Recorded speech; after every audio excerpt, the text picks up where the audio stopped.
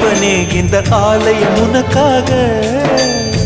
வானில் ஒரு புயல் மழை வந்தால் அழகே என்னை எங்கனம் காப்பாய். கண்ணே உன்னை என் கண்ணில் வைத்து இமைகள் எனும் கதவுகள் அடைப்பேன். சத்தியமாகுமா?